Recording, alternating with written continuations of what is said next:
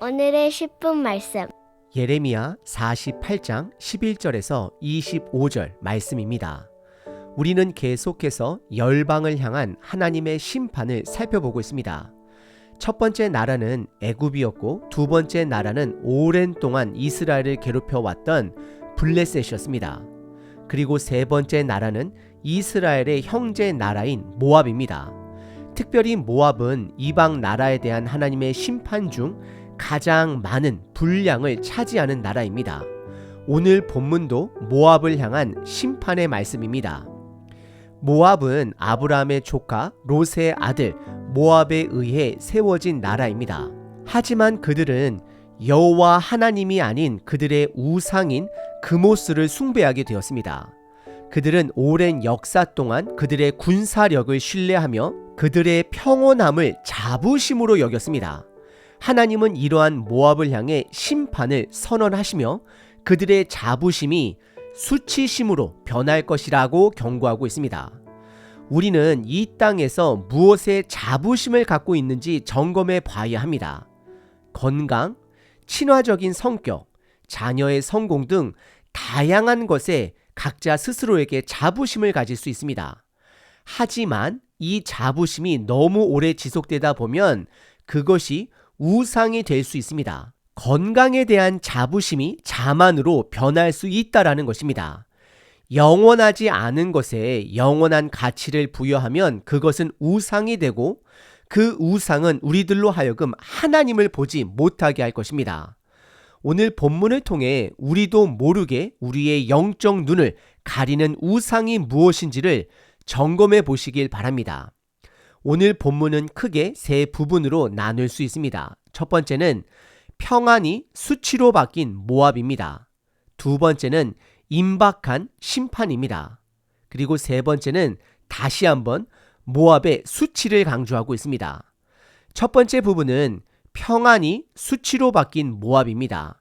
11절에서 13절입니다. 모압은 젊은 시절부터 평안하고 포로도 되지 아니하였으므로 마치 술이 그 찢기 위에 있고 그 그릇에서 저 그릇으로 옮기지 않음 같아서 그 맛이 남아있고 냄새가 변하지 아니하였도다. 12절 그러므로 여호와께서 말씀하시니라 날이 이르리니 내가 술을 옮겨 담는 사람을 보낼 것이라 그들이 기울여서 그 그릇을 비게 하고 그 병들을 부수리니 13절 이스라엘 집이 베델을 의뢰함으로 수치를 당한 것 같이 모압이 그못으로 말미암아 수치를 당하리로다 라고 기록하고 있습니다. 11절에 모압의 젊은 시절 즉 과거를 평안하고 포로도 되지 않았다라고 기록을 합니다. 모압은 다른 나라들에게 조공을 바친 적은 있어도 침략을 당해 포로로 끌려간 적이 없음을 기록하고 있습니다. 성경은 모압의 평안을 술 제조 과정에 비유합니다. 담가둔 술을 건들지 않고 가만히 두어 평안하게 숙성시켜 그 맛과 향이 변하지 않았다라고 기록합니다. 그러나 12절에서는 그러므로라고 시작을 하며 그들의 평안이 수치로 바뀌게 될 것을 선언합니다. 여호와께서 입을 여시며 하나님의 심판의 날이 올 것을 말씀하십니다. 그 날에는 술 항아리에서 술을 옮겨 담는 사람을 보내실 것이다 라고 하십니다. 술을 옮겨 담는 사람은 바벨론을 말씀하는 것입니다. 이는 모압 백성들이 바벨론의 포로로 끌려갈 것을 암시합니다. 그리고 더 나아가 그 술 항아리에 모든 술을 비우고 술 항아리마저 부수겠다라고 말씀하십니다. 이는 모압 땅 자체를 부수겠다라는 하나님의 말씀입니다. 그리고 13절에서는 북이스라엘이 한때 베델에서 금송아지 우상을 만들어 숭배하다가 하나님의 심판으로 수치를 당한 것처럼 모압 또한 그들의 우상신 그못으로 말미암아 수치를 당할 것을 선언하십니다.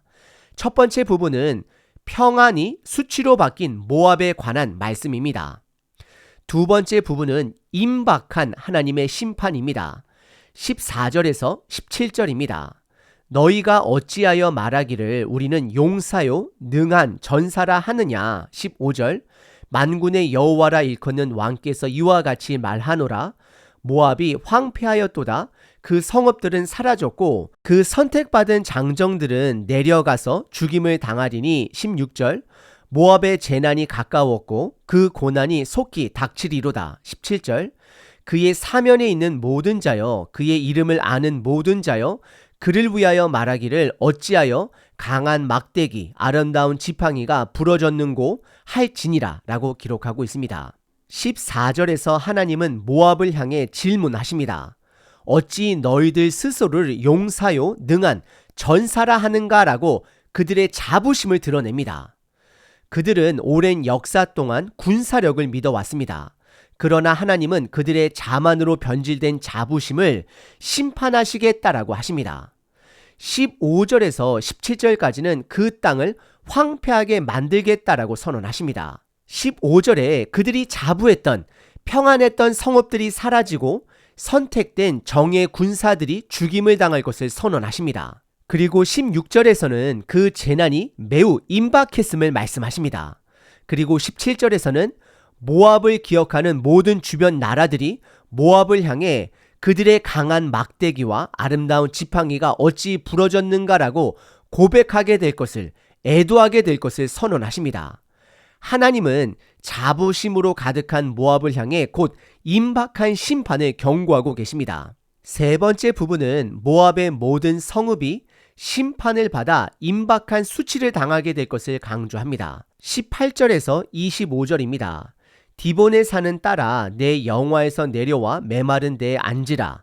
모압을 파멸하는 자가 올라와서 너를 쳐서 내 요새를 깨뜨렸음이로다. 19절 아로엘에 사는 여인이여 길 곁에 서서 지키며 도망하는 자와 피하는 자에게 무슨 일이 생겼는지 물을 지어다. 20절 모압이 패하여 수치를 받나니 너희는 울면서 부르짖으며 아르논가에서 이르기를 모압이 황폐하였다 할지어다. 21절 심판이 평지에 이르렀나니 곧 홀론과 야사와 메바앗과 22절 디본과 느보와 벳디 볼라다임과 23절 기다랴임과 벳가물과 벳무온과 24절 그리옷과 보스라와 모압 땅 원근 모든 성읍에로다. 25절 모압의 뿔이 잘렸고 그 팔이 부러졌도다. 여호와의 말씀이니라 라고 기록합니다. 18절과 19절에서는 모압의 주요 성읍을 거론하며 그들의 멸망을 강조합니다. 18절에서는 디본에 사는 딸에게 왕자에서 내려와 메마른 바닥에 앉으라 라고 말하고 있습니다. 그리고 곧 모압을 파멸할 자가 올 것을 경고합니다. 그리고 19절에서는 아로의 성읍이 거론되며 모압을 파멸하는 자로 인해 도망하는 자들에게 무슨 일이 생겼는지 물어보라고 말씀하십니다. 그리고 20절에서는 모든 모압 사람들이 모압의 가장 큰 강가 아르논에 모여 통곡하며 모압이 황폐해졌음을 고백하게 될 것이다 라고 선언하십니다. 그리고 21절서부터 24절까지는 모압의 11개 성읍을 거론하며 모든 성읍에 임할 심판을 선언하십니다. 그리고 25절에서는 상징적으로 모압의 뿔이 잘리고 팔이 부러졌다라고 말하며 그들이 그토록 신뢰해왔던 그들의 권세와 힘이 꺾일 것을 선언하십니다. 모압이 황폐해져 수치당할 것을 말하고 있는 것입니다. 세 번째 부분은 다시 한번 모압의 임박한 수치를 강조합니다. 오늘 본문은 모압의 평안과 권세가 하나님의 심판으로 멸망당할 것을 선언하십니다. 그 이유는 그들이 군사력과 우상 그모스를 신뢰했기 때문입니다. 모압은 오랜 시간 동안 평안을 누려왔고 그 이유를 군사력과 경제력에서 찾았습니다. 그래서 그들의 군사력과 경제력 그리고 그모스 신은 그들의 우상이 되었습니다. 우상은 그들을 영적 자만에 빠지게 했습니다. 그리고 하나님의 심판으로 그들의 자만은 수치심으로 변했습니다. 모압의 심판을 통해 우리가 갖고 있는 자부심이 무엇인지를 점검해 보아야 합니다. 자부심이 우리들의 우상이 될 수 있고 그 헛된 것으로 인해 영적 자만으로 하나님을 보지 못하게 할 수 있기 때문입니다. 우리는 기억해야 합니다. 이 땅에서 우리가 성취한 모든 것은 결국 사라질 것입니다. 건강, 지식, 경제력 등 이런 것들은 우리들의 뿌리가 될 수 없습니다. 영원하지 않은 것에 영원한 가치를 부여하면 그것은 우상이 되고 그 우상은 우리들로 하여금 하나님을 보지 못하게 할 것입니다. 하지만 우리가 건강할 때 더욱 하나님의 나라를 위해 움직여야 합니다. 지식과 경제력이 있을 때 하나님을 위해 사용해야 합니다. 모든 것에는 때가 있습니다. 그 때를 놓치지 않는 저와 여러분 되시길 기도합니다. 사랑과 정의의 하나님 아버지를 찬양합니다. 오늘 하나님의 말씀 예레미야 48장을 통하여 우리들 마음속에 깊은 곳에 있는 자부심과 우상을 점검하게 하시고 회개하게 하옵소서. 하나님, 모압은 그들의 군사력과 평안을 자랑하며 자부심으로 가득 찼으나 결국 그 자부심이 수치로 변한 것을 기억합니다. 저희도 때때론 우리들의 건강, 지식, 경제력, 자녀의 성공 등의 자부심을 갖고 살 수 있습니다. 그러나 이 모든 것이 주님이 주신 은혜임을 잊지 않게 하소서. 우리의 자부심이 우상되지 않도록 그 헛된 것들로 인해 영적 자만에 빠지지 않게 하여 주시옵소서. 주님, 저희의 삶 속에서 무엇이 우상이 되었는지, 우리의 영적인 눈을 가리고 있는 것이 무엇인지 깨닫게 하옵소서. 그리고 그 우상들을 내려놓고 오직 주님만을 의지하며 살아가게 하옵소서. 이 땅에서 우리가 성취한 모든 것은 결국 사라질 것이며 오직 주님의 사랑과 은혜만이 영원할 것임을 기억하게 하옵소서.